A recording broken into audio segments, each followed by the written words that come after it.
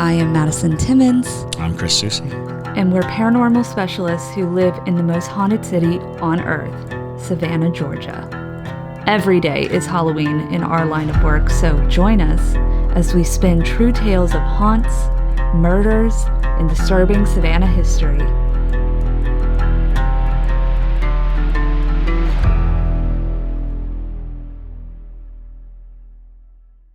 I'm Madison. I'm Chris. And welcome to the most haunted city on earth. Hello, and welcome back to another episode of The Most Haunted City on Earth. My name is Madison Timmons. I'm Chris Susie. And we are back with another Q&A for you guys. You guys really came through with some really interesting questions this time. Woot. So if we did not answer your question, definitely we will try to get to it in another Q&A session. But if you do have any kind of paranormal questions, make sure to utilize that Q&A button on TikTok, because that way I will actually see it. And so I don't have to comb through the comment section anymore. Absolutely, because that gets like super thick, right? Yeah, seriously, y'all. It really does. It gets lost. When we were first starting out, we had a couple viral TikToks. Madison was like, going through like thousands. Yeah. Like combing through thousands of comments to find a question. So it's nice that y'all are utilizing that Q&A section on TikTok. Before we get started, I want to thank a couple of our new patrons this week. Thank you, Poober, Allison F., Fanny Garcia, and Ann Jane. We really, really appreciate you guys for supporting us, and we are going to be uploading all these episodes first thing when I get them up. So, yeah. Cool. Yeah, so if you have been on the edge of wanting to become a patron, you do get exclusive content. You get just random posts from us that we decide that we want to put up on Patreon at a whim. You also get exclusive voting rights to certain tiers, and that includes coming up with our fan base name. Our patrons were given the exclusive opportunity to choose that name. So, and what's that name? Hera Junkies. Woo! Wow. Hashtag ghost heroin. Yes. Thank you, Chris. It was a joke. But it stuck. It stuck real hard. But that's okay. So thank you, Poober, on Patreon for coming up with that one. You guys had really good options. We got a bunch of great names. Yeah, but that one's fun. Yeah. So. We put it to a vote. Yes. All righty. Let's go ahead and get started with the first question. The first question comes from Cat Knight 00, and Cat Knight asks, does the shadowy hat man only appear at night to look at you, or can he/they also appear in dreams as well? If so, what can it mean? Interesting. Wow. That's a lot. I know. We're starting off strong here. So with the Hat Man, a lot of people have reported, and off of my own personal experience with the Hat Man, he never showed up in my dreams. He usually just stood in the threshold of my door.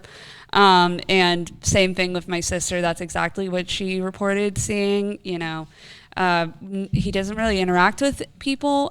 Some people have had other experiences with him where like he's talked to them or, things of that nature. But I feel like that's a different entity than what is considered the Hat Man or the man with the hat. So right. And it's interesting because the Hat Man, I've spoken to people, for the last 20 years I've been speaking and I would come across people who have the same kind of experience.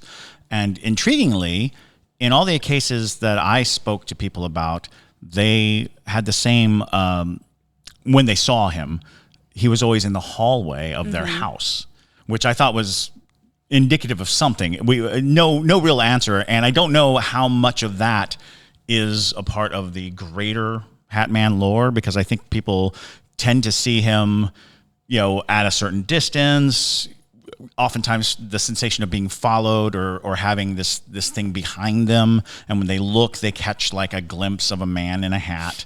And very rarely does anybody ever see his face. Yeah.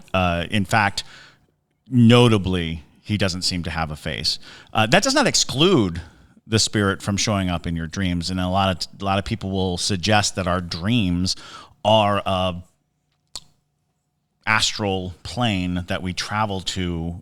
Our subconscious is in fact another place that has access to spirits. It is a threshold. So the threshold of our world to the next world might be the dreamlands. Are you saying when I have a dream and talk to my Mimi in the dream that I might be actually talking to Mimi? Absolutely. Yeah. Oh, really? Oh, yeah, it happens. Does that happen often? Every once in a while, yeah. Yeah. So I have my whole life. I've always said that one of the clearest and easiest ghost stories is a beloved person visiting you in your dream, someone who had passed coming to your dream to speak to you or to speak words of comfort or explain things to you. So yeah, absolutely. I often have dreams of Mimi. Like we used to watch Golden Girls together. Like I was like 10 and she would sit there in her chair and there'd be a bunch of like paper towels stuffed in the crevices of the chair because she just liked that. And we would just watch Golden Girls, and sometimes my dreams it's like there in that area because that's like one of the fondest memories. Sure, absolutely. Watching Golden Girls. Well, I think even if you wanted to be more practical about your ghost stories, memories are ghost stories. When you remember somebody who has passed, when you think on them fondly, you are experiencing their essence, their love, that connection. So even in the simplest terms, when you say, I just, suddenly a thought of so-and-so came into my mind, that very likely is a ghostly encounter because we're so hard with our definitions. We always spend so much time trying to classify and identify. But the truth of the matter is, if you're thinking of someone who has passed and you're feeling something for somebody who has passed, you are having a direct connective and true experience with a deceased person. So there's no reason to use the word, well, that's just a memory. Do you have any idea how remarkable it is that we have memories? When you think of this lump of meat in our skull, it's very true. The functions that must go into it, and then that we can conjure up people who have left us in the past, and we can still feel and sense. Have you ever walked into a building and gotten the whiff of something that was like, oh, that smells like my grandmother's perfume, or old books. Old books smell like my grandparents' house. My grandparents' house was just full of bookshelves, and all those books, basically rotting on the shelves for decades and decades and decades, created this wonderful, pungent aroma. So when I go into old bookstores, I immediately am taken back to my grandparents' house. Oh wow, yeah, it's true. Yeah, and it's like a residual haunting. Exactly. In a way, yeah. A physical manifestation. Yeah. And I mean, loved ones especially have different ways to go about, communicating once they've passed over, depending on what's going to catch your attention. So you are definitely the type of person that you're so moving around a lot that Mimi probably isn't thinking well, let me show up as a cardinal or whatever. Because they won't be able to catch me. Well, no, not that. No, that you're not gonna pay attention. Yeah. Oh, okay. It's not gonna get in, pick up to you where you're like, oh, that could be my Mimi. Like how in the way that my grandmother manifests herself as cardinals. We see them everywhere. Everybody in my life sees cardinals now. She's a very intense spirit, but she pecks at the glass right over there. She does. And over there. Yeah, when she wants attention. But yeah, so maybe dreams are the best way to get you to, because you can't get away from it. I can't. It's like, I wonder also if because it often goes back to that area of the house in Zephyr Hills, Florida, of us watching the Golden Girls, right there, the TV, that chair. But also, do you think that there's a reason, do you think that is basically that's the place where she also died? She had a brain aneurysm right in front of that TV. She was supposedly getting the medical examiner said that it was a brain aneurysm, and basically she just was walking and it was like that. I mean, she said they said that she didn't suffer at all and she just collapsed right there onto the floor. And do you think that has anything to do with the fact that that's where I kind of like talk to her or just am like?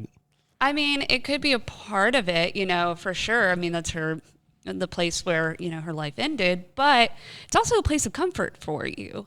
It's not, it would be weird if Mimi showed up and you're like in a white room with like one chair or something. That would be creepy. That would be not Mimi. Well, exactly. That would be real creepy. So, it's also, like, how is this going to be comfortable for him? Like, and worth mentioning, and we should do an entire episode on this. You do not have to be dead to haunt a place. Mm-hmm. And so your memory of that is you haunting that place. Oh. Your fond memory, your investment, your connection to place.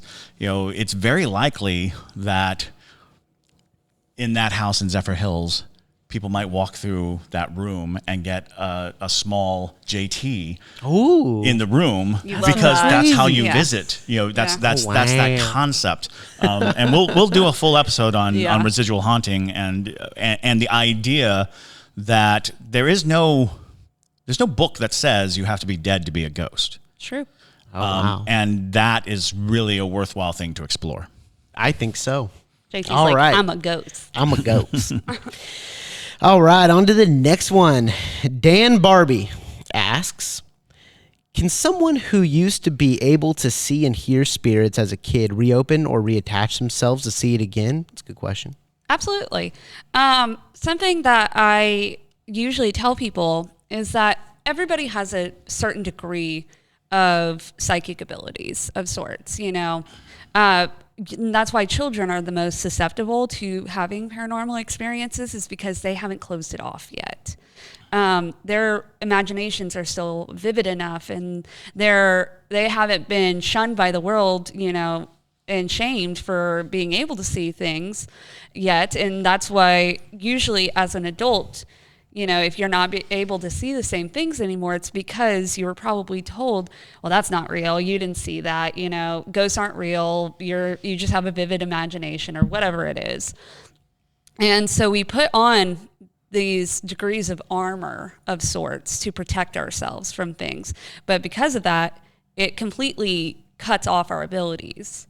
And so it really takes a matter of taking off that armor and working through all of the stuff that we go through as we age and, mature, trying to figure out how to connect back to what was it that, made it so real for you as a child, if that makes sense. Sure. Yeah. So that makes sense. That's kind of my take on it. And some people are more susceptible to being open than others. I think neurodivergent people tend to be a bit more open to it. But there are also people who, always keep this childlike sensibility to them, and they sometimes are a bit more open. So I think just like maybe working through past traumas or working through, why you want to connect back again is a good first step. Yeah. So. Yeah. This brings me back to theory that I've always had. I call it the reality station. And the concept is we're all radios. We're built like radios. We receive and we transmit. And when we're very young, we just go up and down the dial. We just change the station. We'll go really far away and have these wild imaginations and wild things happening to us and have all of this experience. But people are like, no. You have to be on the reality station. Mm-hmm. And they say, tune into the reality station or no one will pay attention to you. No one will understand you. They will lock you away if you spend too much time not on the reality station. So they'll say the reality station, let's say it's 105.3. 105.3, tune into 105.3. If you're not on 105.3, you're on a different station. You are experiencing things, seeing things, having all these different experiences. And one of the most common things that I've experienced in my life as far as people who suddenly become aware of the supernatural is a traumatic event. Mm-hmm. Sure. Something, a car crash, a near-death experience. But basically what's that's done is that's nudged them off of 105.3 to 105.5.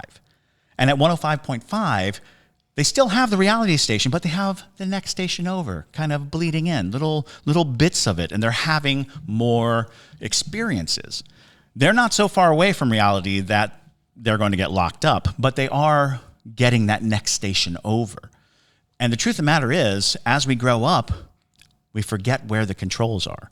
We forget where that knob that lets us go up and down the dial is. Mm-hmm. And there are people who proclaim to be able to open that, to get us back to the dial, to get our hands on the dial through meditation, through experiences, extreme experiences. A lot of people think that's kind of what a sweat lodge is. That's kind of what those extreme yogis go through, is an alteration of their physical existence to allow them access to that spiritual, station tuner that allows them to move up and down the dial. And in other cultures, we call it enlightenment, whereas here we call it insanity.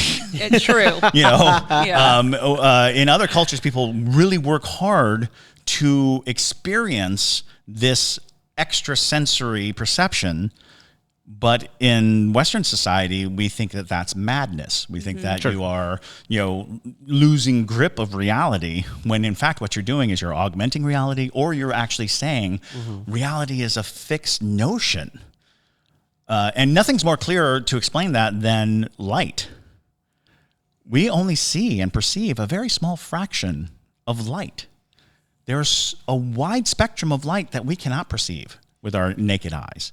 We need equipment and tools to see that. And the fact that we can only perceive a small fraction of light tells us that we are only perceiving a small fraction of reality. Yeah. So it's worth that openness, to be open-minded, and to not just shut the door because you were told that there is nothing beyond the door, or that the door doesn't even exist. Oh goodness! Oh my! I'm so embarrassed.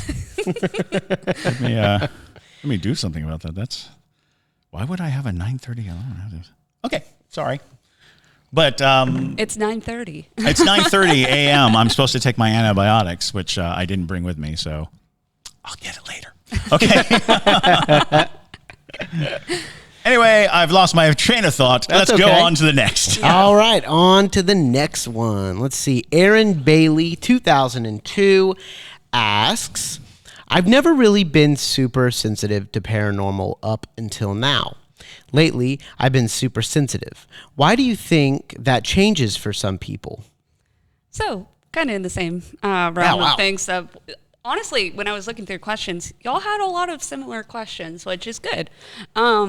But basically, it's the same kind of concept. So maybe like as a child, I don't know, like maybe you had family or friends or people who told you or maybe they were just staunch skeptics and they don't believe in paranormal or things like that. And a lot of times that rubs off on the children and the people around them. So it's very possible maybe you moved away from your family, or you moved out, or maybe you have started developing your own sense of reality of sorts. Maybe it's this podcast.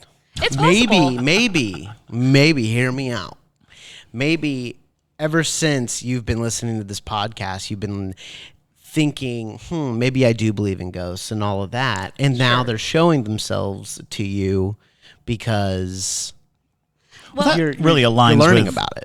It aligns with a certain theory. I have a lot of theories. It aligns with the theory that we tell ghost stories to open our perception. Yeah. Like just the thought of being scared is part of the journey of accepting that it might be real. Fear is a type of faith because you're afraid of something. And you can easily say it doesn't exist, but the fear is real. The sensation is real, which leaves the door a little bit open. But it's also worth noting, have you moved into a new place? That's true. Because you can go to a location that has a very powerful presence that allows, that supersedes your own ideal, reality. What you think is firm and real. If you go to a place where the spirits are a little more active and able to present themselves. I I refer to things as the now my brain is a watering hole. It's a watering hole.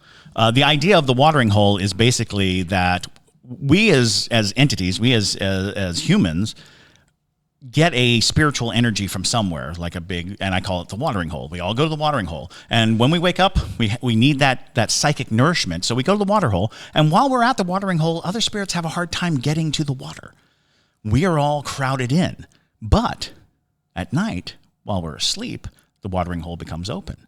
And the spirits can go in and get nourishment, get energy. And that's why, in my estimation, late at night, that's where ghosts have enough energy to present themselves and show themselves. It's because we're not sucking up all the water. We're not blocking them out. But there are ghosts strong enough to muscle through the crowd. And those ghosts are usually ghosts that show up in the middle of the day. Yes. Those ghosts are usually the loud ghosts and the ones who can do something because they are not inhibited by the living. The living aren't an obstacle to the energy they need. So, sometimes you're just in a place where access to the watering hole is so great that the supernatural entities, paranormal things, are able to go to the watering hole, power up, and present themselves. And wow. Now you are you're on even ground. It's not. That's the question of like living alone. Like if you're living alone for the first time, if you're living in an apartment alone, you are not crowded in by a bunch of people. You don't have the whole family all going to the watering hole together, True. Keeping the spirits from getting to the watering hole. If it's just you in an apartment, now you're sharing a space with whatever entities are there, and there's probably equal access to that watering hole. That's we're all just super gazelles. We're just gazelles. We're just Yeah. gazelles. And by maybe talking about spirits and opening yourself up to the spirits, maybe you're backing away from the You're watering inviting hole, them to the watering and you're hole. like, come Absolutely. get you a drink. Yeah. Oh wow, I love the metaphors, man. Absolutely. They're so concise. That's a great metaphor for it. It really is. Yeah. All right, on to the next one. Renee.Del Rey, see what you did there, asks, I'm curious on what more you have to speak about the man with the hat. I told you. Goodness. Yeah. Okay. Because I have experienced that, and he would walk to my sister's room too. So I actually have a theory to a certain degree and this is only if, I'm always thinking dark. So this is only if the man with the hat is like, a bad thing, which most likely isn't, but you never know. But like a vampire, wouldn't you have to invite the man with the hat in a way, or maybe he's waiting for an invite. Even if he's good, maybe he's waiting for an invite. I don't know I think he's more of a voyeuristic kind of spirit, less than a vampire sort of type deal. Because No, it's a vampire. I know. I want to be a vampire. JT loves when things are like Demon. Yeah, he's like Boogeyman, demon. Yeah, he loves things like that. But I personally, from my experience, I've never had him talk to me. I've never even picked up on any sensation that he really wants to interact in that way. It's just more so, I think this is a spirit that is interested by the living. And even more to the point, the concept of a watcher. A watching spirit is pretty much hand in hand with existence. Ever since humans were able to communicate to another human being, they have made the suggestion that they're being watched. And it grew into guardian angels. It grew into this concept that there are just spirits that are watching us. And by definition, the man in a hat is void of all description. He has no identity. He is a figure in a hat. And he's very shadowy, so I oftentimes think of him as a shadow man. Absolutely, yeah. But he is identified by the fact that he's wearing a hat and that he does not interact. That is a big part of the man in a hat scenario, is people see him at a distance watching them.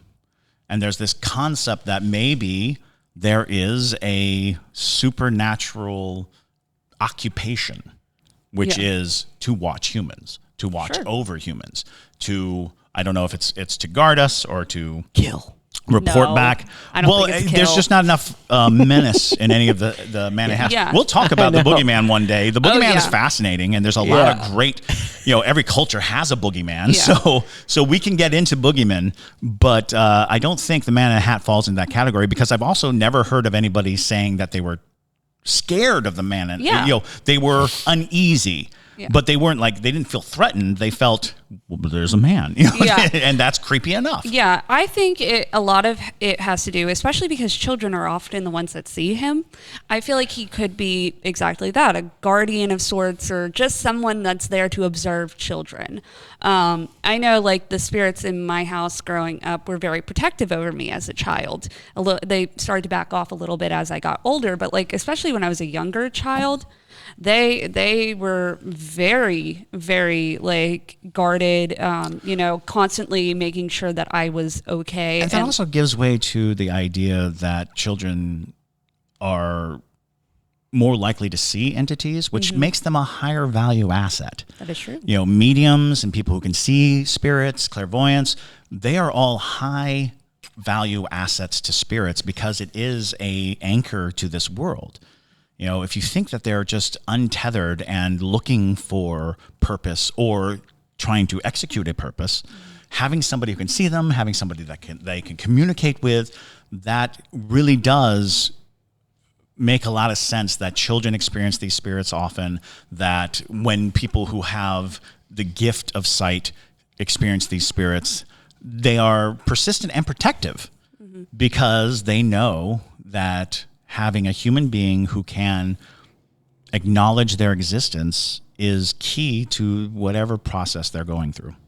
I'm a high value asset. Thank you. High value asset. You are a high value asset, baby. Thanks. All right. On to the next one. JK123 asks, I've been seeing the man in the hat lately. I never saw spirits as a kid. Why am I starting to see spirits now? I'm just joking. I was like, you're like, wait, what the what? What the what? I don't know. I thought it would be a funny joke to reiterate the last, 17 questions about them. Anyway, I don't know. It's stupid. Okay, here we go. Don't make fun of me. All right. Real question here. Underscore the Oswald Linares underscore the Oswald Linares underscore. I think that's it. Asks. This is similar. This is similar. Sure. How can I know if I have the ability to see ghosts? Because I've been seeing figures in the corner of my eyes, and I would get chills.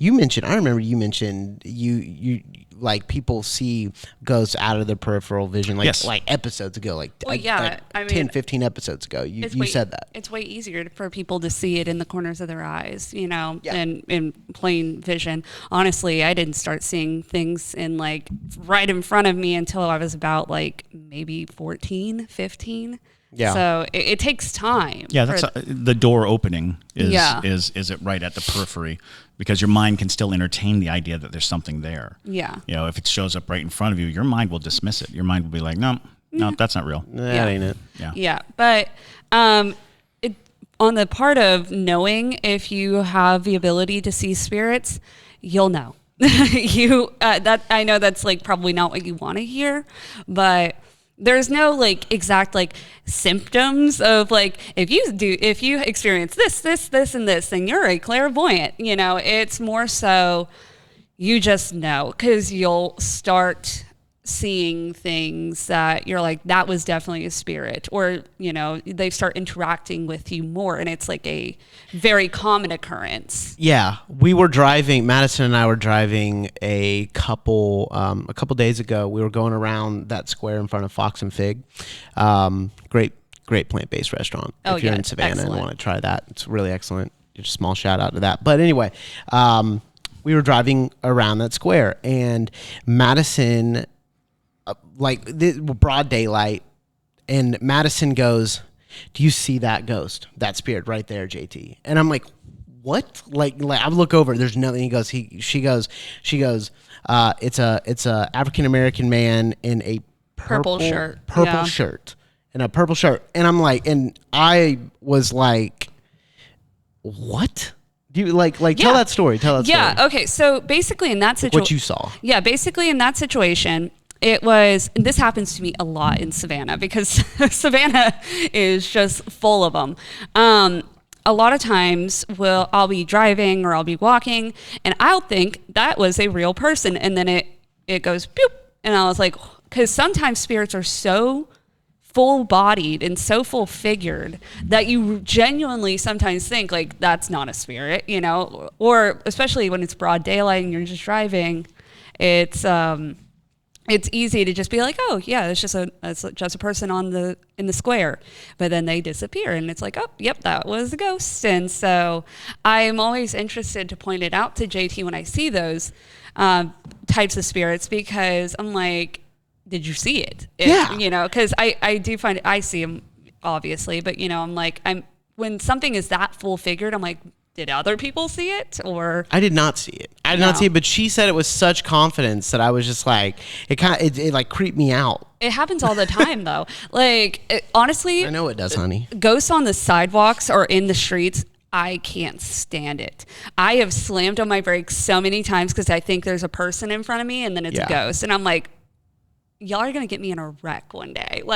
Which is, I guess the fun side parts of being a clairvoyant. Which is an interesting side note, because when you're in like a crowded area where there's streets and sidewalks and just common things, there's a good chance that you are seeing ghosts all the time. Mm-hmm. You just don't realize it because it just seems like a person. Yeah. You might actually witness hauntings repeatedly and regularly, but these are people who had died in the recent past, so they're not, dressed in some strange way. These are probably people who are running a routine of their existence, and as you drive by, it does not stand out as strange because you don't pay attention to every person you pass as you're driving down. As long as they're not in front of your car, you probably aren't going to stop and say, that was a ghost. Exactly. Yeah. So that's interesting. It's an interesting idea that hiding in plain sight is a tactic of ghosts. Mm-hmm. And I think about this a lot with theater ghosts that come into theaters, because not every theater ghost is, some tragic actress who died or anything like that. Sometimes it's just audience members,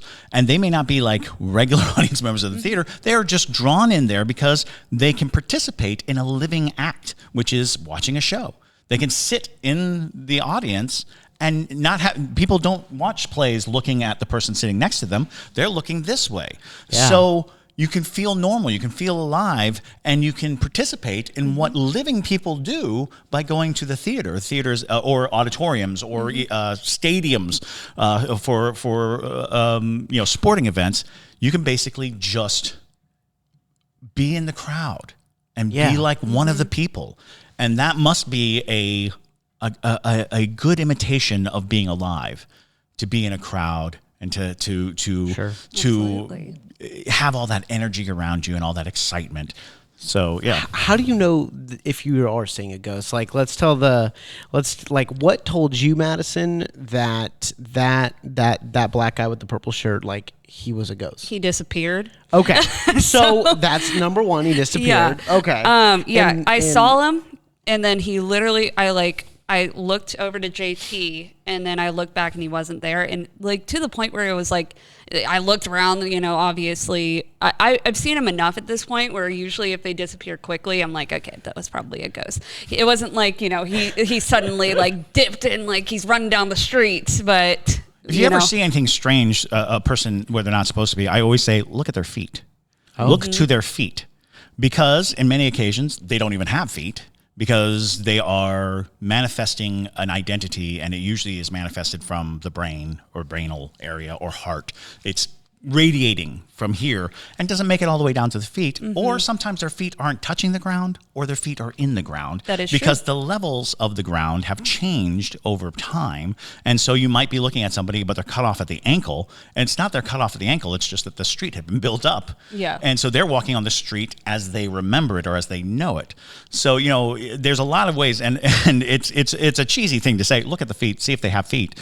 But it's one of the ways that I have oftentimes when people are experiencing things like, well, I had an experience in a house that I was staying in down on right on Haberdasher Bay, and I was in the living room, and I looked over and I saw what looked like he looked like a fisherman, big burly guy with like one of those fisherman caps, and I see him, and I just started sliding out of my chair, you know, just to get down onto the ground.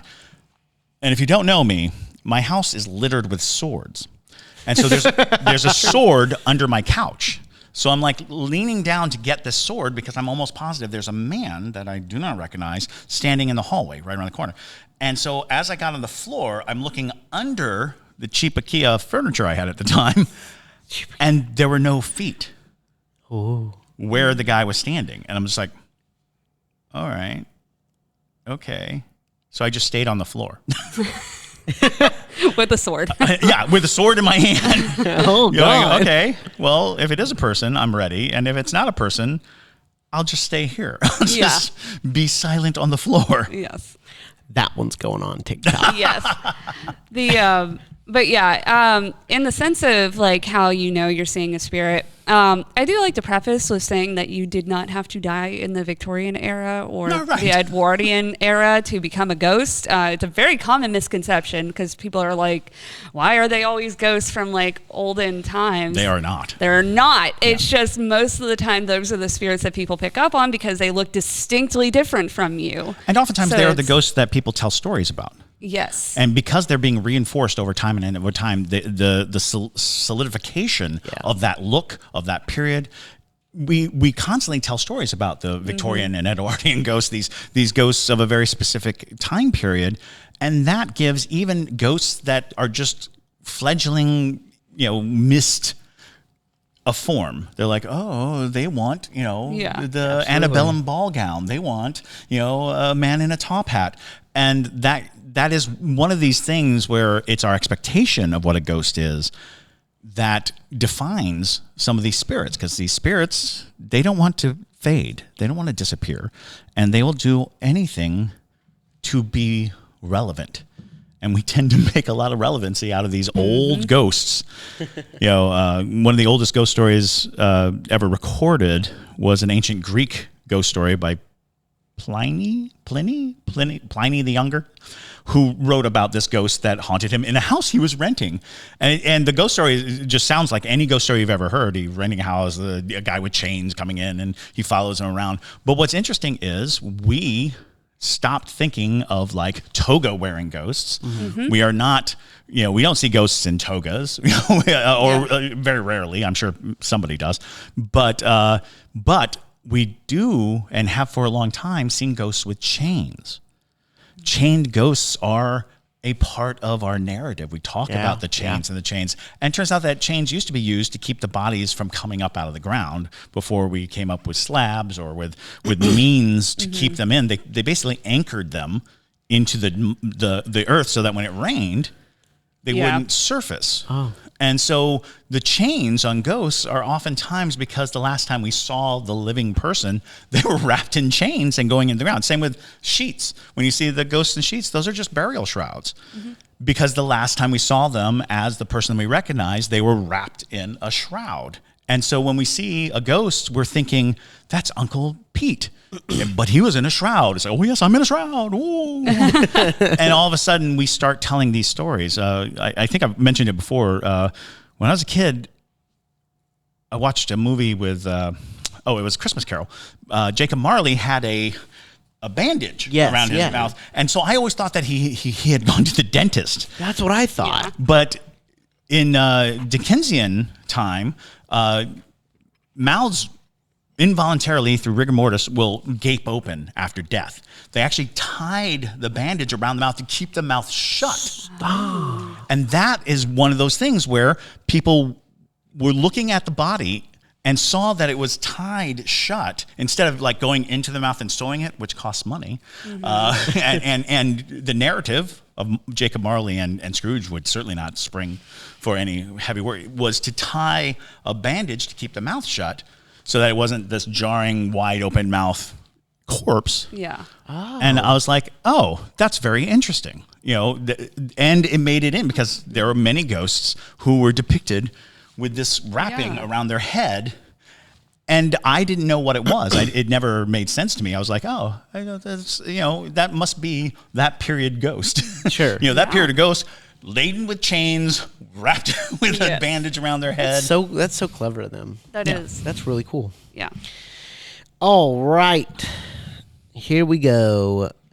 Trackatotten asks, can you talk about 432 Abercorn / Wilson House and what truths there are to the stories behind it? I caught images of a spirit girl in the front window. Oh boy, they can go on about 432 now. 432 is Abercorn St. If you're not familiar with it, it's Savannah's favorite house to dump a ghost story on. It is the repository of many ghost stories from all around the city. Yes. There are so many stories about, the Wilson family, the Mr. Wilson chaining his daughter to a chair, and she ended up... Okay, so basically... the house is right next to the Massey School, where the Massey School was. And that was the first school that allowed African-American children. And so a lot of times the children would be playing in the square outside of the house. And Mr. Wilson had a young daughter who was around the same age. So she would want to go out and play with the kids, obviously, because they're kids. And he did not want her being involved with them at all. So one day he catches her, playing out in the square, and he decides that he's going to punish her by taking her back inside, sitting her in front of the window that looks out into the square, and chaining her to the chair, and says that you're going to sit here until you learn your lesson. And she ends up sitting there for so long that she ended up dying of dehydration and probably heat stroke because, Savannah. So a lot of people have claimed that they've seen the little girl sitting at the window. They've also claimed to see Mr. Wilson's face in the wall. Yeah, the outside of the house. Yeah, which is odd. I don't know if that's just the unfortunate instance of stucco making a face, but there was that weird stain that ran straight down the middle, and we had seen that house pressure washed and pressure cleaned time and time again, and that stain, it's a gigantic black stain that used to go down. I mean, right now, that house is beautifully restored, and my guess is, with the restoration comes the death of those ghost stories. Because the house, absolutely, standing in front of it, you're like, oh, it was a haunted house. Mm-hmm. Because it was this beautiful mansion on a very illustrious square that was just empty for decades and decades and decades. And it amassed all the ghost stories, the triple homicide of women. You can pretty much trace that to the Gribble House story that just somehow migrated to that house because that house truly did have this, big black stain down the middle. Yeah. The windows were, all old glass, so they're all wavy. And I've seen countless pictures of strange, imagery inside the house. But people used to break into that house repeatedly, have seances in it, do all kinds of Ouija things. There's countless encounters in the house that would suggest that at the very least, people brought their baggage and dumped it there. They brought their own ghosts and left them there because that house it was kind of a celebrated ghost house that really didn't have any stories until, early 2000s. Absolutely. It wasn't a house that was regularly noted. However, it was always creepy. That square is incredibly creepy. It is. The square itself is so full of tragedy and trauma. It's the old African burial ground. It is, the kids at the Massey School went to school on top of the bodies of their own ancestors. Not even old ancestors, like grandparents, and not far removed. So we're talking about a place of very high spiritual energy, very high spiritual focus in a town so full of ghost stories that a lot of them are so spread out that it's like, what if we had a house that had, because the little girl, I want to say I've heard the little girl story in at least 5 different houses, to include the Hampton Lillibridge house. I've heard the little girl at the Hampton Lillibridge house, which is not true. And so, and directly across the street, across the square in the Espy house, there is Claire Espy, who apparently died when she was 6 years old. And many people think that it was Carl Espy who accidentally killed her, knocked a table over on her, or some story of that nature. And they say that they buried her in the courtyard, that her body's in the courtyard. Oh, wow. Like her stone is in Bonaventure, but her body's in the courtyard. However, all of that is very much up in the air, because we're a town of ghost stories. We're a town of ghost storytellers. And so to have this institutionalized concept of ghost stories, people mistake ghost stories for paranormal experiences. And what you have to really learn to appreciate is that a ghost story has a different purpose than a paranormal investigation or a history lesson. There is a very specific function of a ghost story. Part of it is to open you up to the idea of ghosts, to experiment with the idea of the threshold and coming up with a way to access that without damage, without harm.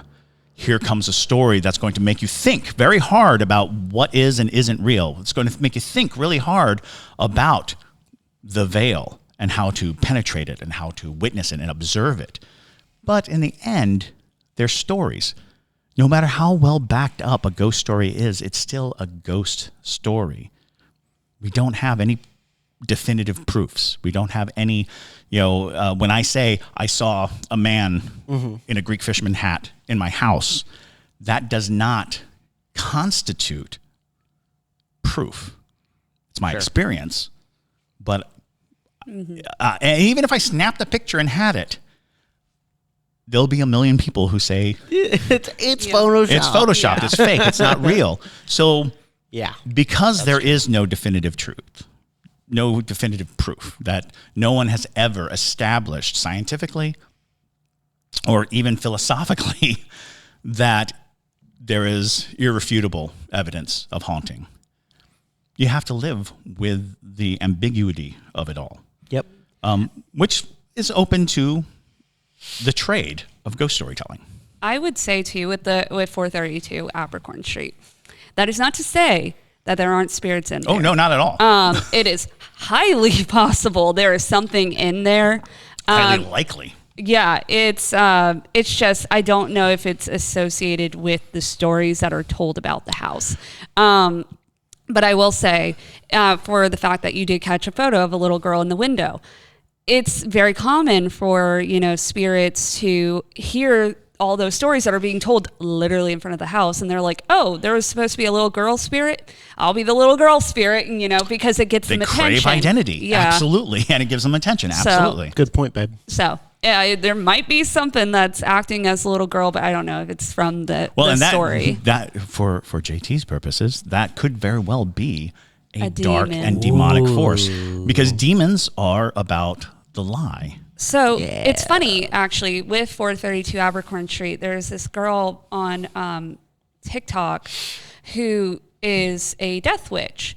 And she basically, talked about how she came to Savannah and walked past 432 Abercorn St and immediately started sobbing because she had this vision of something inside that house that was keeping spirits there. Something evil that was not letting these spirits cross over. That's like the Savannah Underground. Yeah. It's the whole concept of the show. It is. And it's really interesting. And I think their experience was fascinating in that way. So, well, strangely enough, one of the side stories of that house does involve cultish activity and attempts of contact, and there's even stories of the hardwood floor having symbols like literally carved into them. Bruh. And what's interesting is you don't know if the story came first or the carvings came first. Yeah. Somebody heard the story and went in and carved them, but people have said clearly that they can see where they had sanded so hard on the floor to get rid of these grooves,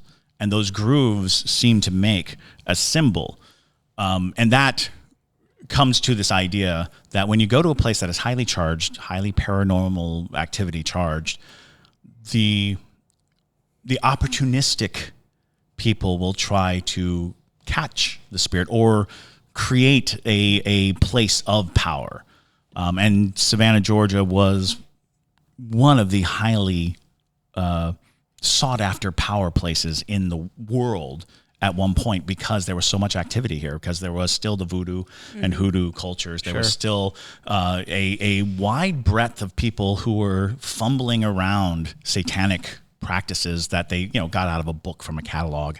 So you have all of this mishap, and that was in the mid to late 80s, and around the Jim Williams trials, when a lot of people were getting this concept of, oh, hey, Savannah is in fact this town of dark secrets and dark powers and magic. So that does bring us up to date with when you have a place where so many people, because that's a real common story of walking past that house and just like finding yourself stuck. Yeah. Can't move on. However, I will say it looks great now. Oh, it looks does. It looks They did a very great job. lovely, lived in. And I want to say that once you got rid of the scary facade, the scary stories will diminish. True. Because what's to tell about standing in front of a beautiful mansion and saying, this is the most dark and scary place, if it's not dark and scary? Yeah. And it is a private residence. Yes, it's a private residence. So if you do visit Savannah, don't go knocking on their doors and asking to come in and look for the, pentagrams on the ground, because I'm almost certain they will not appreciate that. I have a very, very soft memory of me looking at that house and a woman in the courtyard and her telling me, an old lady, and she's like, this house isn't haunted. Well, I don't know why I have this memory. I think it happened. I don't know. No, I know that this happened. Wait, did it happen with you, babe? Yes, it did. Okay, so that's why we were there. Okay. It's because my parents came to town one time and they were staying in an Airbnb on Jones Street, which is literally right next to the house. So we walked my family's dog over to that square, and we were standing in front of it, and there was a ghost tour group that was also there, and the owner does not appreciate the ghost tours at all, and I don't blame them, because it's groups of 20 people looking just staring at your house and 2-3 times an hour. Yeah, and I remember her yelling, "This place isn't haunted," Oh, that's it. Okay, that's what the memory was. And because the Mercer Williams house, you'll get the same response. Oh yeah, his sister. Yeah, his sister. Yeah, We'll beat on the windows and tell ghost tours to go away. Yeah, it's for real. Wow. Yeah. So don't go knocking on their door, please. If you're visiting Savannah, you can admire it. You can admire it for what it is and admire the stories, because stories are fun. But just don't. Alrighty, that's all the time we have today. But before we end, Christopher, do you have a pro ghost tip for it? Yes, pro ghost tip. Always. Don't break the law Yes. when looking for ghosts. I've been arrested 3 times. What? For being where I don't want to be. Being where I shouldn't be. I once stayed in a museum after hours and was arrested because when I tried to leave, I set off the alarm. I was arrested in a cemetery that was private, and I was arrested inside someone's home. Well, they didn't live there, but I was trespassing. So don't do that. Yeah, don't do that. That's a bad idea, and luckily, in all 3 occasions, no one pressed charges because I was a harmless, idiot. And that... But I think that has long since passed. I mean, that was in the early 90s. Yeah. And I was just a kid, and I was looking for ghosts. And there was not a bunch of ghost hunting shows. There was not a bunch of ghost hunting things. I was just this guy who heard this place was haunted, and so I snuck in. Don't do that. That is a very bad idea, and it's a really good way to get arrested. Yeah, don't get arrested for ghosts. It's not worth it. But with that being said, thank you guys so much for watching. If you don't already, follow us over on TikTok at the Savannah Underground. Also, if you want to become a patron, you can find us at patreon.com/Savannah Underground. But with that, my name is Madison Timmons. I'm Chris Susi. And stay spooky, y'all.